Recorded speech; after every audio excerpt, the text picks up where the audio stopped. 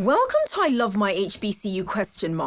The podcast where we express our undeniable love for HBCUs, but where we are also not afraid to address a few tough questions. So, sit back, learn a little, love a lot, and rep your HBCU. So it's another episode and another reason to love your HBCU. And we have Spelman in the house with Blanca Birch. How are you, Blanca? I'm doing great today. How are you? I can't complain. We were talking colors before. Before I hit record, we were talking colors. So I asked Blanca what her favorite color was, and you said? Blue. And you said blue because it is? It's a nice calming color. Today's a blue day. And I gave that sometimes I see orange as calming as well. And I like the way Blanca said, when it's like a sunset orange, yes. Other than that, what's it called? Orange could be fiery and passionate, which is interesting. You know how a lot of people assign meaning to numbers and they really talk numbers in numerology? Is it just me? I don't hear as much of that with colors. Is it just me, or do you hear as much with colors? I hear it occasionally with colors. For the big primary colors, I hear people talk about it. So the yellows, I hear people say, there's not too many people I've met with the favorite color yellow. And so most of the time they say the people whose favorite color is yellow, they've got a lot of energy. I don't know where that energy is directed, but a lot of energy. So yeah, not too much talk about things associated with color. Yeah, I'm believe it or not, it's just dawning on me just because of the conversation you and I had with regards to color. And it's making me now black is one of my favorite colors. It is making me now want to study myself. How does Tosin show up? How does Tosin feel depending on the colors in her energy, in her sphere? Okay, but that's not what this episode is about. So I've been asking everybody this question because I saw a recent statistic, end of 2025, early 2026, which kind of surprised me. And it surprised me maybe because I am in the HBCU world and I know I may not be able to rattle them off, but I know every single HBCU that is accredited by name and state. Girl, listen, I'm really proud of myself when it comes to that. But I read a recent statistic, and I don't want to get wrong who the statistic came from. It's either UNCF or United Negro College Fund or Thurgood Marshall College Fund. It's one of them that said that graduating high schoolers within the last couple of years, the percentage of them who are aware of HBCUs is less than 50%. And that shocked me because I thought the number would have been, we've been gaining a lot of traction as a collection of HBCUs nationwide, that I was expecting the number to be higher. And this is regardless of where they studied it, the number is low. Because of that, every single guest now gets to share about their HBCU. So I ask you to imagine a high schooler thinking about college. What would you say to that person about why Spelman College is the college they should pick? So yeah, that's a great question. I would tell them that Spelman is a great place to find yourself. I went into Spelman with one thing in mind. I said I was going to be a psychiatrist. I had gone to a program the summer before I went to Spelman at the Medical College of Wisconsin, preparing for that track. And I got one semester on Spelman's campus and I was like, yeah, I'm glad I got this exposure.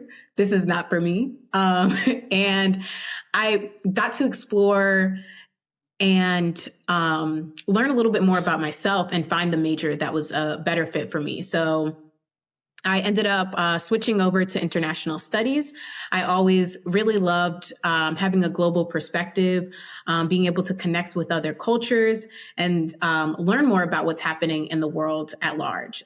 So that was a great program to be able to explore that. Unfortunately, when I was a student, the pandemic hit. So my full semester Mm. study abroad did not happen. I did fortunately get to go to Japan the summer of my freshman year. So that was a great experience to be able to go to Japan with my AUC siblings and be able to explore a little bit of Tokyo and outside of this, the major city. But I would say just that it's a great place to find yourself, to feel comfortable in who you are, especially as a young Black woman who when I was in school, I didn't meet too many other young Black students who were into like nerdy things in Wisconsin. And so Spelman was the place where I started meeting other people who had so many different backgrounds. And so you can always find a sense of community in a HBCU. And Spelman has so many like little niche communities, and it's in a perfect place between Morehouse, Clark, and Morris Brown, where it's not just Spelman. You've got 4 HBCUs to be able to explore and find your community. I appreciate that. I really, really do. I'm going to get into how you define sisterhood on Spelman's campus. I ask that question of every Spelmanite.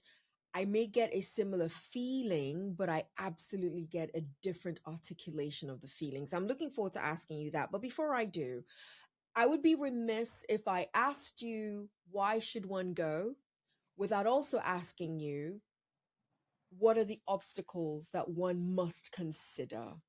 And I ask that out of respect to all of our HBCUs. I don't care what university you go to, I don't care what place you find yourself in the world.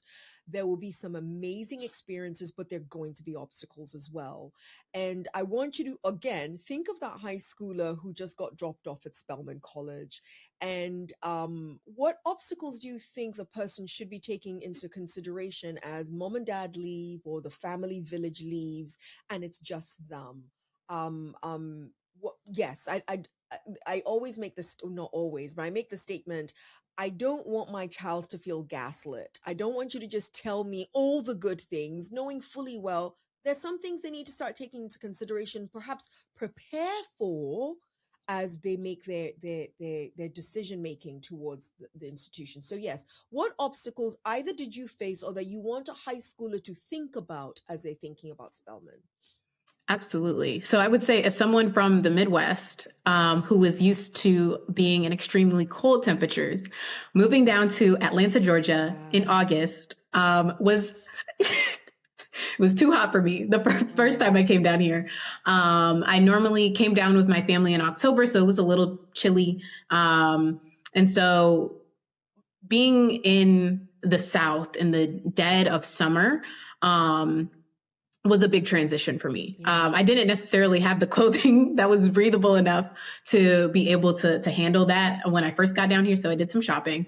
And so I would say that that was one of the biggest culture shocks. And I would say the other thing that I've noticed with myself, and then I have a younger sister at Spelman right now, is like being okay with your community that you find in terms of like friendships and things like that, allowing that to grow and to shrink your freshman year, because you're going to be meeting people. It's going to be first impressions all around.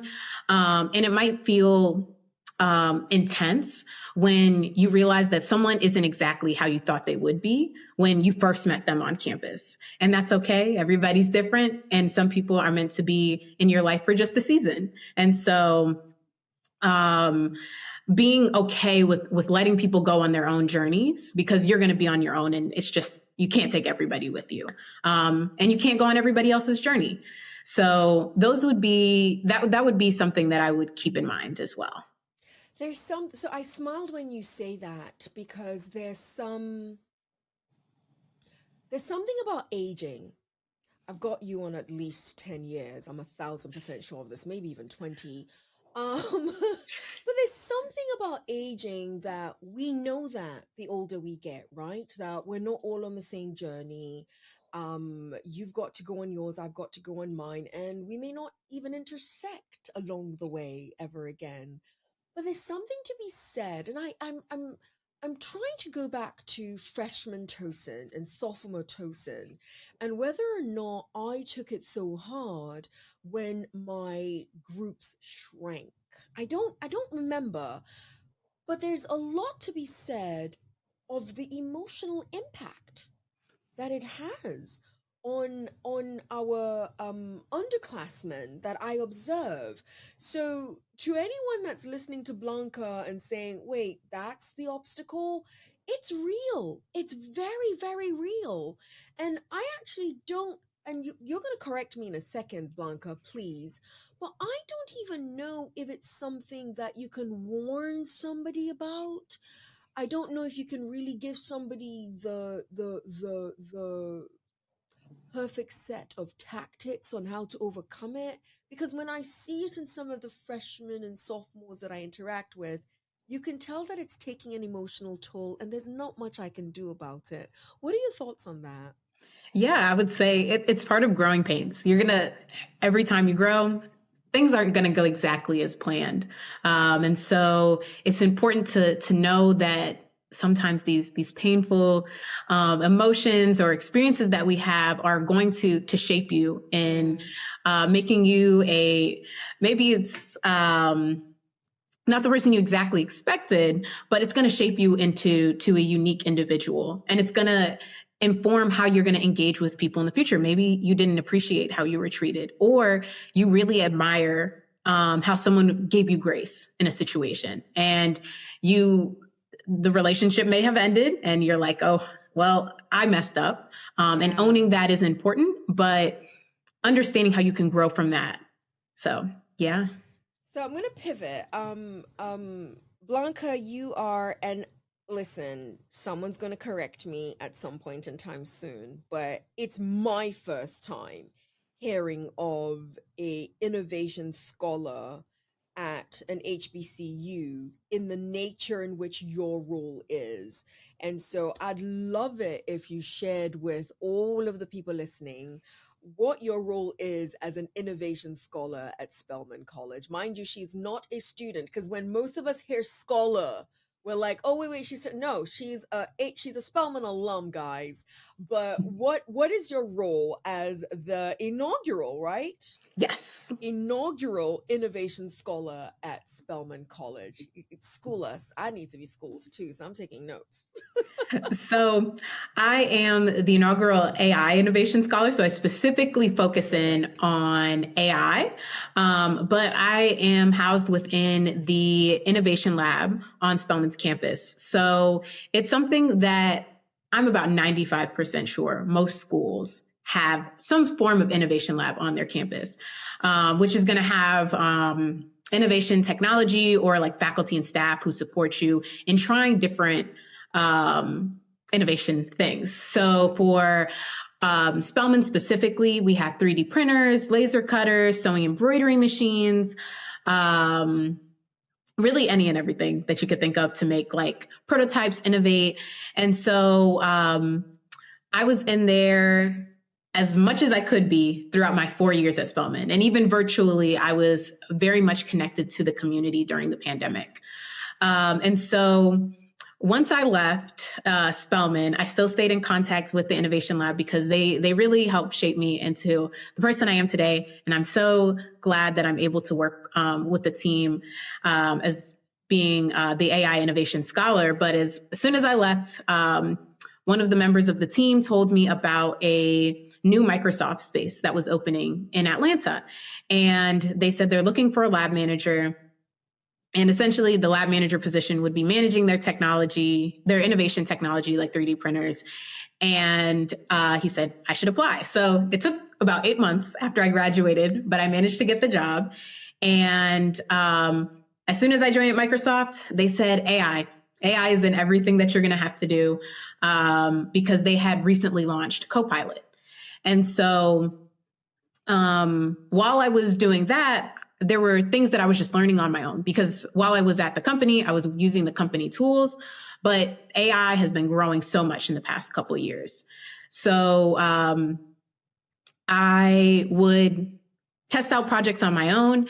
And then the Innovation Lab team I was still keeping in contact with them. They said, if you want to come back and teach some workshops, we'd be happy to have you. So I went back to Spelman a couple times, taught some workshops on using AI in different ways. And then eventually they said, do you want to come back and work for Spelman full time? And specifically focusing in on how to support students, faculty, and staff with anything AI around the campus. And then there was some AI research that I'm working on now that I'm finishing up. And I can continue that research and expand it in different ways. So I was like, I'm happy to come home. And so this past July, I came back to Spelman and have been supporting the campus with workshops, working with different departments in brainstorming, continuing my research within hair representation within AI generated images, and just supporting any students who have an interest in anything AI. I love it. I absolutely love it. And you are right, and I'm glad that you made the distinction. Most campuses, inclusive of HBCU campuses, have have an innovation lab. How that is structured, of course, is going to be different from place to place. What I had not heard of, not on the student side, but on the professional side, is having a scholar dedicated to just this for the students on a campus. So I do, and I'm glad that you also made the distinction. This isn't just innovation, but it's the AI innovation scholar. Oh gosh, I'm gonna go there. So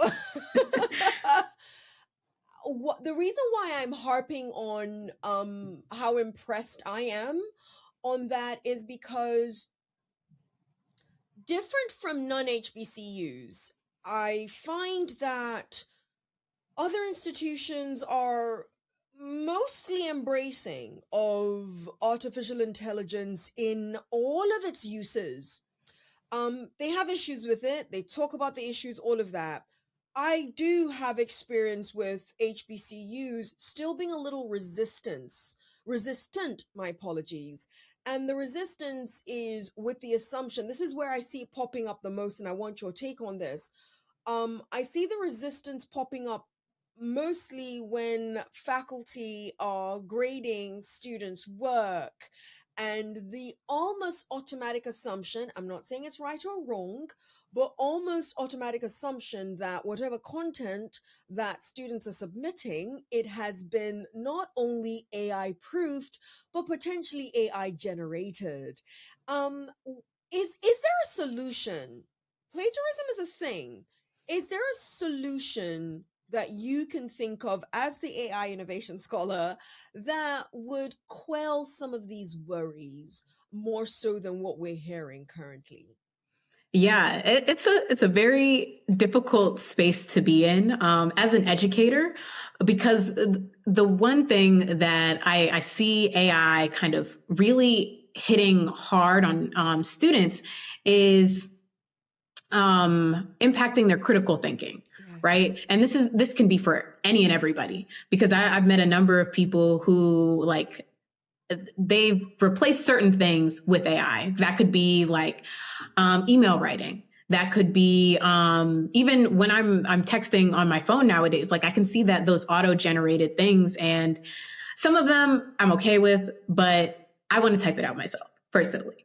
And so I think the important thing for educators to be able to do and establish within their students is that AI needs to have that human input for it to really have that the impact that we want it to. It's not supposed to be a replacement for people. It's supposed to be a tool that we can use to better enhance ourselves. So doing exercises that can instill confidence in those students. So maybe doing something that AI we know is going to get wrong, or is going to get wrong in a way that like a person probably wouldn't get.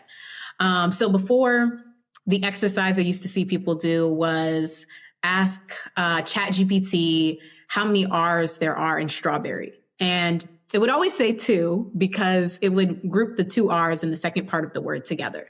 So it was a way to instill that confidence of, hey, AI is getting things wrong. So you can't depend on it for everything, and that's okay. But nowadays with AI, new models coming out probably every couple months, it's getting harder to distinguish. And so it's important for us to understand that we bring value to things without AI enhancements. So having those candid conversations and then putting in some sort of policy is always good, so that there's an understanding. But the idea that you're going to expect the whole class to completely cut out AI is not the easiest to execute on, because a lot of the sensors even today will catch what is it called, Grammarly, because sometimes it will reword your sentences for you, and it's still your idea. It's just moving those words around. Absolutely. And or it will remove a word because it might not be necessary. And so sometimes the AI sensors will say, oh, AI has been in this document. Yes. So it's important to understand where AI can support your students, but also where it needs to grow. So having that understanding is important as well. I appreciate that, and I have about 25.5 million more questions just based on AI, but I do want to treat you to our rapid fire segment first before I get back to this conversation. Okay. And it's me asking you as many questions as possible Okay. in 67 seconds. Are you ready? Okay, I'm ready. Describe your HBCU experience in one word. Illustrious. Illustrious. That's the first time I've heard that. If your time in college was a song, what would it be? Oof. Can I pass on that one? Can I come back to that one? Come back to it. I want to hear the song, so come back to it. What would you have wanted to tell your roommate, your college roommate, but didn't? Um, that I appreciate my sleep, like, I hmm love that. On a scale of 1 through 10, how good of a student were you? I would say I was a 10 out of 10 student. She said a 10 out of 10. Okay, okay, okay. Shout out your favorite professor, person at Spelman. What do they do? And who are they, of course? So, right now, I'll say one of my three favorite people is JC Holmes. She's the director of the Innovation Lab, and someone who inspires me in so many different ways. I love it. I love it. I was just told that our time is up. I don't know how that happens that quickly, but I am coming back to that question because I'm curious what song Blanca would pick if your HBCU experience were a song. Okay, so I just recently refound this song. I think it's called "I'm a Ruler." It was the song that played in the Madam C.J. Walker Netflix trailer. Wow. And it really Wow. made an impact on me when I first heard it. I believe that's when it was played. Okay. I'm a But it was a ruler. great song. I'm gonna find the artist behind that. I really love and you called yourself a nerd earlier on, so I can still call you a nerd. I am a nerd and a geek rolled up into one. People don't guess that about me when they meet me. I actually think I'm the only person I know that buys, well, used to when CDs were a thing. I used to buy CDs of soundtracks of movies, and I'm listening for the score. So when Gladiator came out, Tosin had the CD of Gladiator, and I was listening out for the score, and my friends are looking at me like, what kind of weird nonsense is this girl doing? So I relate with you when you mention a song from the soundtrack of a movie. That's why I brought that up. I also had the score for 300, by the way. The movie 300, I had the score for 300. Again, I can't explain why, but yeah, Tosin, you're weird. And that's okay. I love myself this weird way. Um, Blanca, you are from Milwaukee. I don't meet Yes. too many humans who are black from Milwaukee. I'm just going to put that out there because that's my truth. You find yourself at Spelman College. Trace that journey for me. Give us that college selection journey because Lord have mercy. Yeah. So I will say, I didn't have a choice in Spelman. My dad went to Morehouse. He made a whole bunch of friends. And so ever since I was, I won't age myself, but since 2004, he and his friends would come down for homecoming, and I was the eldest out of all of the children. And we would sit outside of the gate for where the football game would be taking place for homecoming, and we've been there every year since. I haven't missed a homecoming. Since So 2004. yes. Wow. So needless to say, I personally, at the time when I was choosing my college, I thought I had my fill of Spelman by the time I was applying, because we would go down every year. I was very wrong, but yeah. So ever since I was very small, my dad said, "You've got one school you can go to if you want the family support." So he said, "Yeah." And so Dad? anytime he would introduce me and my sisters, he would say, um, "I've got 4 girls going to Spelman." And so so far, he's got 3 out of 4 girls who have gone to Spelman. You're not And wrong. yeah, You had no choice. It was Spelman or nothing, is what it sounds like. yeah. And my grandfather said, you can't only apply to one school. So I applied to one Wisconsin school to make him happy. But I was like, I'd never really gone on any other college tours. And I was like, I guess this is it. So that. So there are two things that came to mind immediately when you said that. Kudos to your dad, ish, I ish. I appreciate it now. It took me a couple years, It's but still an ish. It's still a kudo ish. Cause sir, could we have given them a couple more options and not just Spellman? But okay, okay. But the kudos that I'm giving him, there is a Tuskegee alum that did a documentary. It's on Tubi, and it's literally called Tuskegee 100, and it's 100 years of Tuskegee's homecoming. And it's why I'm giving the kudos to your dad with regards to Spellman and his daughters going to Spellman. There are so many entryways to learning about an HBCU. And the reality, I think, is if your HBCU is lucky enough to celebrate homecoming, especially in the fall, that's the big deal, especially in the fall. I don't think that there is a better time for ambassadorial connectivity for an HBCU. So for the HBCUs that don't do it, figure out a way where high schoolers descend upon your campus during homecoming in one way or another. And it's not about the parties. You're a Spelman alum, and you were going before you even became a Spelman alum. Yes, there are parties. Yes, there are fun activities, but it is also an opportunity for you to see the progression that a lot of these institutions are making along the way. So just plug for all HBCUs and their homecomings. I think that if you're not inviting high schoolers to come and experience, the appropriate parts of homecoming for them to experience, appropriate being the key word here, it's a good time for them to learn about the institution. Your research, black hair representation in AI generated images. First of all, I want you to tell us about the research and absolutely also tell us about culturally creative. I'd love to hear about that as well.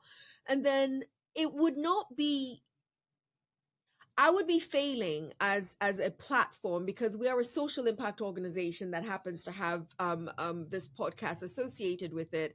I want your take on the effects that AI data centers are having on especially underrepresented communities, because they're not all Black communities, but underrepresented communities. If you've got a take on that, I'd love to hear what your take is. If not, that's perfectly okay. But yes, tell us about Black hair representation in AI generated images and culturally creative.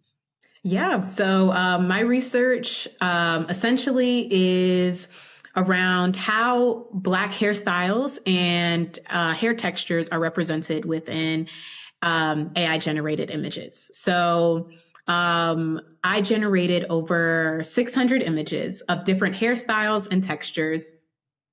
And all I did was go to AI, and I went to 4 different platforms, and I typed in create an image of XYZ.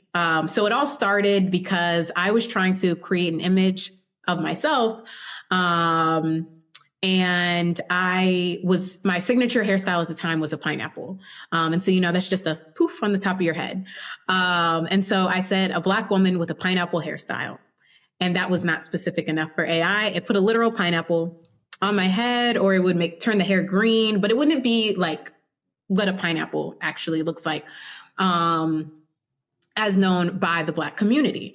And so I decided, this is an area of opportunity to learn where we can grow and understanding what AI understands about the Black community.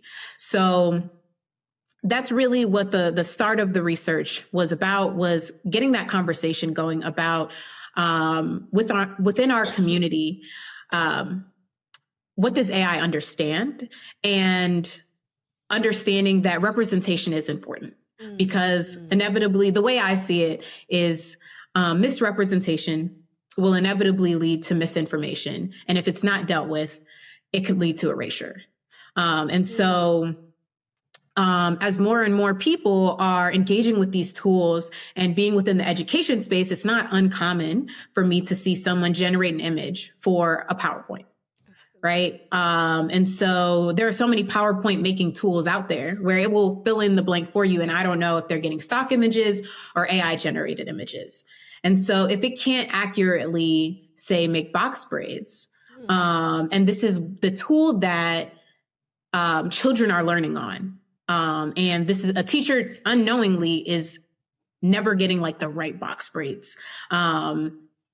Or they're not able to generate a pineapple. You're never going to see that represented. And there are so many tools out there where we know there's like a lack of representation. So we want to make sure that that representation is somewhat accurate, at least a little bit more accurate than it is now. So I've actually got a survey out there.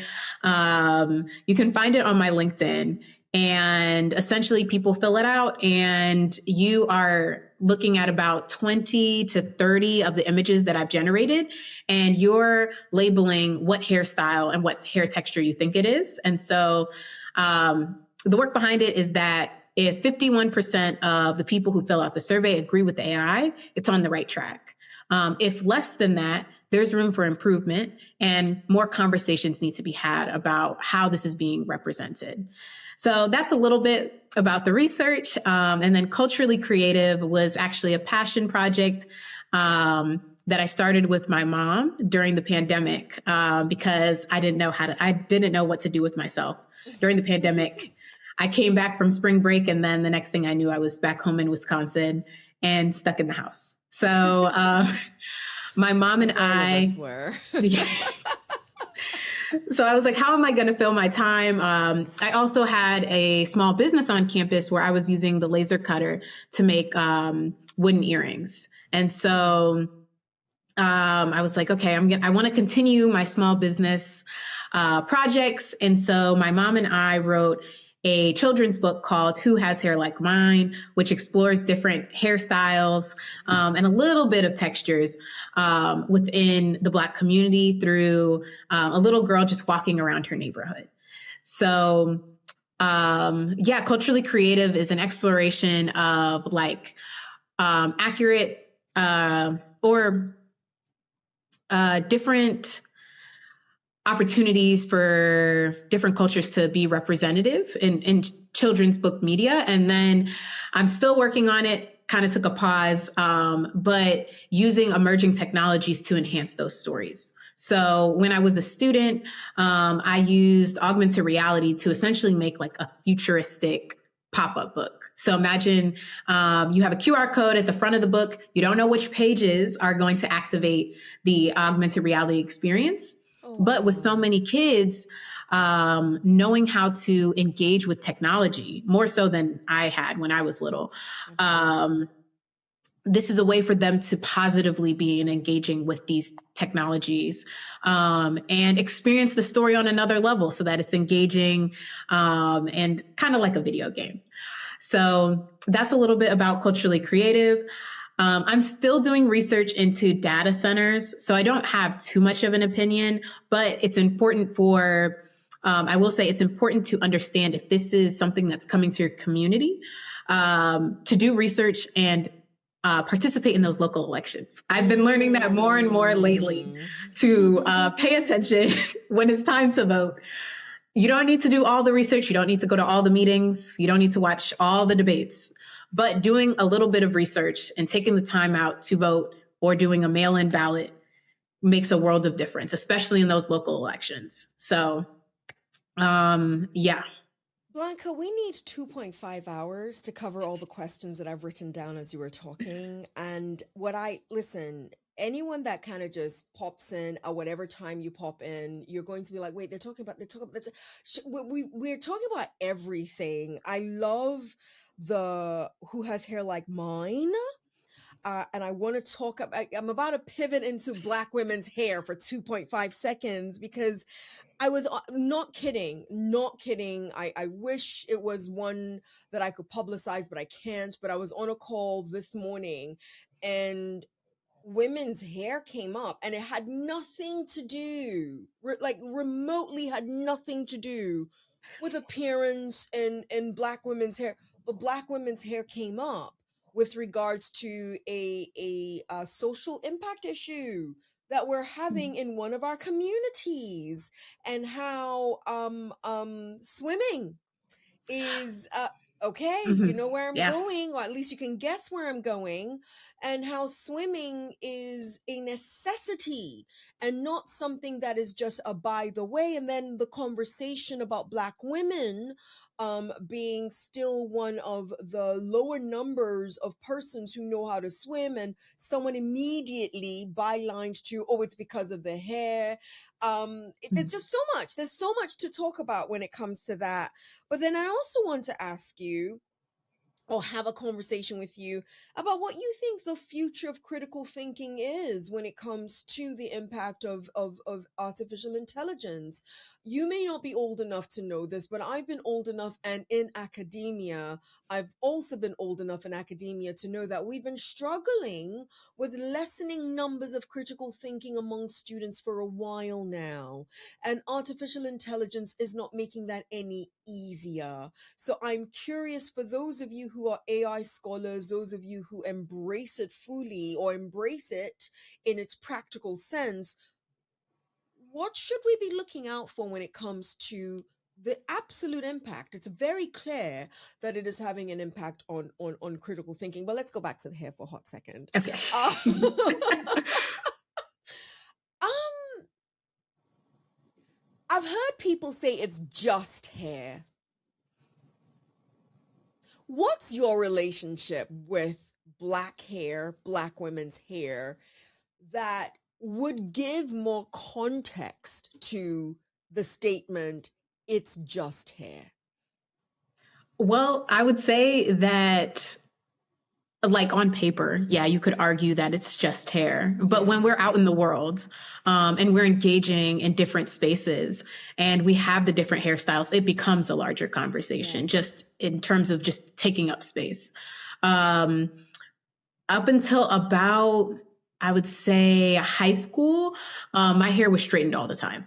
So I was the first one out of my sisters to be like, and the sister that comes after me, she's like a year and a half younger than me. But in high school, I made a decision. I said I want to wear my natural hair, and I'm gonna figure it out. And nobody in the house at the time wore natural hair, and we weren't around too many people who like didn't straighten their hair. So I might have looked a little crazy for a couple years in high school. Can we say different, not crazy? Let's say different. Yes, we could say different. Now, listen, I'm not trying to take your experience away from you, I promise, but I'm learning that when we call it crazy, it might have been crazy to you the same way I think my hairstyle is crazy on many days. So I might feel like it's crazy, but I'm inviting us not to use that as a descriptor generally because that's how other people then see it. And Yeah. there's absolutely nothing crazy about our hair.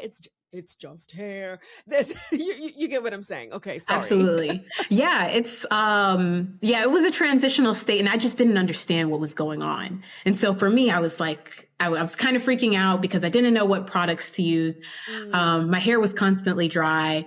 It was breaking in different places. Like I was just it was a time.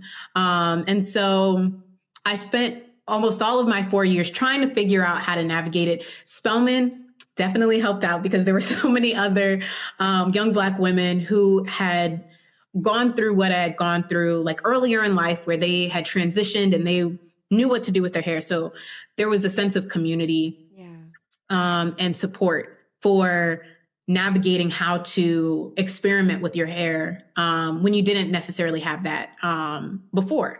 So once I finally started to feel comfortable wearing my hair out without having to style it, like doing a twist out every time I wore my hair out, Mm. or things like that, that's when I really started to embrace it. And so my mom and I wrote the book Who Has Hair Like Mine because my youngest sister, she has very long hair and it hasn't, I think she straightened it like maybe 2 or 3 times. So she, it was really like a book for her and other young women who are like, Black hair, there's so much versatility to it, and nobody really has the same curl pattern, and the way that you treat it is different, even in the same household. So, I wrote the book with my mom to be able to explore and share that it's okay if your hair looks different. Because I thought my hair was supposed to be like loose curls, because that's what I saw all over the place in Wisconsin. I didn't see too many people wearing their like natural curls out. Most people who had tighter curls were always wearing braids, which always looked great. But I didn't wear Mm. braids until I think I wore it once before high school, and then I didn't wear braids again until or like traditional box braids until college. And so I say all that to say it's been a journey. Atlanta and Spelman is where I learned to really embrace my crown the way it is and try different hairstyles.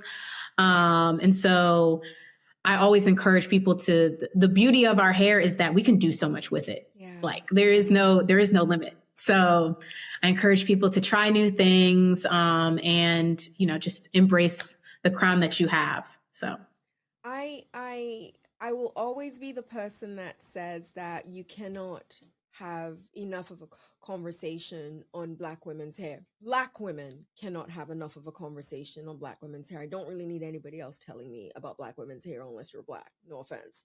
But black women, um and we are still living in a world, but especially a country whereby you do have to, as a young black woman, go looking for the hairstyles that match your type of hair.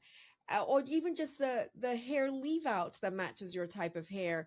And when you look at television, the reality is you don't actually see a lot of that. I get complimented for my curly hair all the time, and I wonder why. And someone mentioned to me recently, we are in a world of reality television. When last did you see any of the reality TV people that you see just wear their natural hair? They're going to be in a wig, which they're not bemoaning them for being in a wig, but the wig is going to be a straight wig. It's not going to be a curly one. And there could be practical reasons for it, but they said if that's all you see and you think of ease, then you want to do that as well. I promised that I was going to ask you about sisterhood, and I'm realizing I go ahead. No, please go ahead, Blanca. And there's one last thing I wanted to add on the hair Yes, please, conversation please. is around the emerging technologies that I've used as well.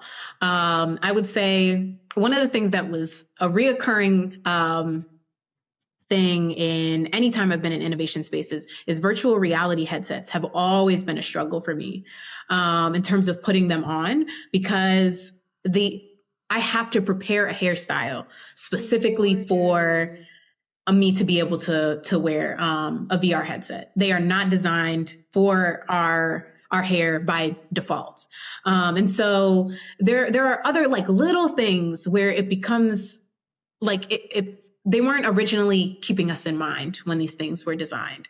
So one of the things that I like to say, even with my research when it comes to AI, is giving this feedback of if you are a user of these technologies, and you find an error with it or an issue, you are not alone. Like 9 times out of 10, you're not alone. And so if that's reporting the issue to the company or building a solution yourself, like people should feel empowered to do so, because it's a project I've been meaning to work on for forever.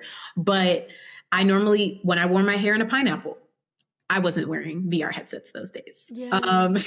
Even I wear a lot of like ponytails that are a little bit further out in the back, or even when I wear a puff at the bottom of my neck, it's not really conducive for a VR headset. So I just want to say, like, again, when people say, oh, it's just hair, it really isn't, because it can shape your experience with these technologies that, especially a couple of years ago, VR was something that everybody was pushing. And Yes. so this is a whole community that can't engage with this technology. And so I just wanted to bring that up. Yeah. Blanca, did you see me gasp when you were talking? I need to tell you what the gasp was, and anybody else that saw me gasp, here's the gasp. So I've never been into VR headsets and all of that stuff, not my thing. But when Blanca was talking and she talked about the VR headset going over her head, I cycle and Oh, I don't cycle enough, or I don't cycle as much as I would like to, because now I wear my hair in this big curly bouffant, if you will, on top of my head. There isn't a single cyclist hat, just regular. If you just go buy one in the store, even the ones that aren't just store bought, I've bought them at REI, the ridiculously expensive ones. I've bought the cheap ones. It won't fit neatly on your head. And when you were saying that, I was like, whoa. Tosin, that's why you don't cycle as much anymore, because I do believe in safety when you're cycling. And so because I don't have my helmet on, my bike literally looks, my latest bike that I bought about 5 years ago, I may have been on it 5 times. Whoa. yeah. And it's important. Like I said, it's important to let the people know, the manufacturers, putting in those little notes whenever it's asking, oh, Absolutely. do you have any feedback? This is important. We are consumers of these products. You shouldn't be paying for something that doesn't tailor to you. Your money is precious, and Yes. money says a lot. And You so I gave know me an idea. I've been in certain spaces where they're like, oh, just make sure you have your hair in a certain style. But that's not something that, sometimes I'm in a hairstyle that I'm keeping for a couple weeks, There you and go. I'm not going to change my hairstyle and change my lifestyle to fit a product that should be able to fit and support Absolutely. me. So Absolutely. Oh, that, yeah. listen, you gave me, you, all the ideas in my head right now. I'm not the one that's going to manufacture it. I don't want to be the one that manufactures it, but anyone listening to me, listen, you can take the idea. I don't really care. Just give me one cyclist hat that works for my hair. And we're good to go. But that list. Okay. Before we go, Okay. I do still want your take on the future of artificial intelligence on critical thinking. That's a big one for me. Absolutely. Yeah. So I would say I would encourage people to not use AI as a source of all truth. Replacement, yeah. For me, the way that I engage with AI is I'll say, hey, I want to learn this particular skill. Hmm. Talk to me as if you are a teacher and walk me through this process. So that's how I got my start into crochet. I knew how to do 2 stitches and I said, I want to make something. Help me figure this out. I And love so that. I was able to make like a little plush jellyfish. And yeah, so that's one way of engaging, as like allowing this to be a tutor for a very specific skill or a very Yeah. specific project. So it's pushing you and you can ask it questions. I like to have it, I like assignments, I like being in school. So I have it ask me knowledge questions and knowledge checks, and then I have to answer that, and it tells me whether or not I got it right, where I can improve, things like that. But also, I would say that, what would be the other thing? I would say that, I said, don't use it as a entity that knows everything. Double check everything. Assume that, but using it to learn new skills. That would be That's a the big the one. biggest Yeah. thing. Yeah. Yeah, I think more and more of us need, especially those who are, you're not just an AI early adopter, you are an AI expert, if you ask me, because it's full embracing, right? Um, I think more of you need to be honestly sounding not the alarm, but maybe the alarm that AI should not replace your brain. And that's what I heard you say when you gave that response. But we are finding that there's also a lot of social media push for AI tools that should replace your brain. So I'm going to leave that in your very capable hands, Blanca, to please take the charge as somebody who knows that AI is threatening our critical thinking skills, and it's only going to get worse for the younger and younger ones who are adopting AI as a natural way of life. That we need to be a little bit concerned, maybe not so little bit concerned, about what damage it could be doing to our critical thinking skills. Blanca, is there anything that you knew when you were doing this, that you were going to be on this podcast, that you absolutely wanted to share? We've talked about a lot. This is probably one of the most interesting Oh, episodes that we've had, because we've covered all these different things that don't necessarily have anything to do with each other, and I love that about our conversation. But is there something that I have not brought up that you would love to share with our audience, bless our audience with it before we say goodbye? absolutely. Well, one thing I would say is that, the beauty of, especially the world that we're beginning to see bloom, is that intersectionality is, key wherever you're going. You may have your initial interest be in one particular area, but you may have a passion for the arts. So you may want to be a doctor and go to med school and everything like that. But maybe you have a passion for writing poetry. Maybe you play an instrument. Maybe you have a passion for statistics or data science.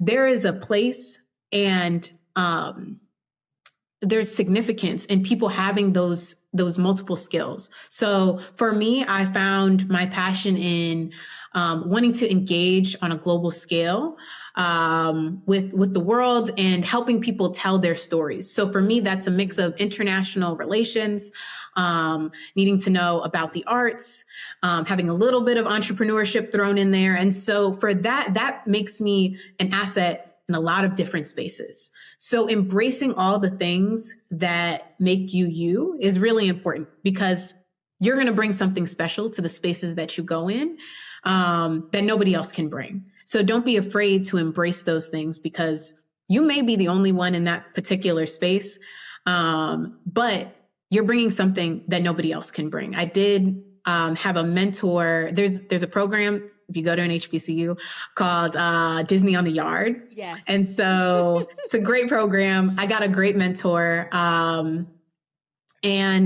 I think he's in like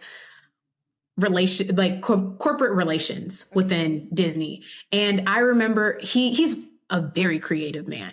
And I remember him saying, when I was thinking about going down a creative path, to consider not necessarily wanting to be one of the creatives in the creative room, but being a creative in a like extremely technical room, because you have a very special value in that space, and you can connect things that a group of technical people wouldn't necessarily be able to put together, because you have a different point of view. So don't be afraid to be the only one in a room who has a specific skill set, because you might be the missing piece that team needs. Yeah, I love that. I love what I hear when I hear you say that is, you know how when everyone says bring your full self to everything? And then we immediately think about professions and our jobs. I understand it the way you just said it, that all of us are multidimensional, and you shouldn't have to pick one part of your dimension over the other each and every time. But why not bring the creative side to the tech side? I that makes my heart warm, because it's speaking my language. It's speaking who I am and who I try to show up as in every space that I am. Even if people look at me weird, I'm okay with that. Blanca Birch, it has been a total joy having you on the podcast. I want you to leave our audience with a parting word or short phrase on why you love HBCUs. I love HBCUs because they opened my eyes to a world I never could have imagined. I love that. I love that. I think it is impossible for anyone to stumble upon or intentionally watch and listen to this episode and not like this episode because of Blanca Birch. She has allowed us to go everywhere in conversation, and I love that. I hope I have done due justice in convincing you to subscribe to I Love My HBCU ? Yours in HBCU love. See you next episode. Blanca, thank you so much. Thank you. You've been listening to I Love My HBCU ? Let's keep the conversation going as we share our stories and encourage more practical support of HBCUs, whilst of course holding each other accountable. Don't forget to follow and subscribe for the latest episodes. Until next time, love and lift your HBCU.